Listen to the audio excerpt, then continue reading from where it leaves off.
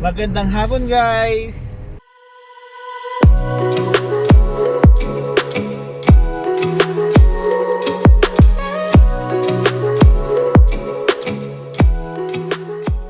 Ngayon ay alas 3 media ng hapon, June 3, 2024. Ito na po tayo. May naiwan na naman cellphone sa aking sasakyan. Sila ay nanggaling sa Shangri-La Hotel. Ngayon, ginawa ko sila sa 1205B sa gawing Tondo ba yun? Ngayon, pumunta ako sa Tondo o gawing Tondo. Kasauli ko yung cellphone niya. Ito. Hindi ko alam kung anong cellphone to.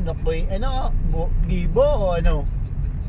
Ayun na, sasauli ko na naman. Sasauli na naman tayo ng cellphone. Pangalawa na ito ko. Andito pa lang ako sa Balong Bato, Quezon City. Ngayon, papunta na ako sa kanila ngayon. Tinext ko kung saan kami magkikita. Pagkaraan ng Lalaki ang manatili bata, sa kaliwa. siguro mga 15 years old.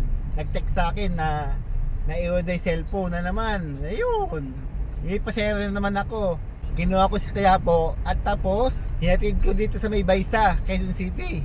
Medyo mga 10 kilometers lang naman ang layo. Kaya ngayon, papunta na ako sa kanila para maisoli itong cellphone. 3:30, siguro mga 4, andun na ako, 4:30. Pag walang traffic. Ayun na si ma'am, kinuha ng cellphone. Ayun no, ayun.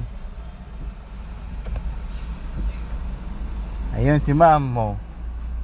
Nakakuha na yung cellphone, ayun.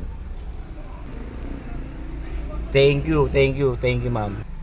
Ayun pala dito yung Manila Hub. And thank you ma'am.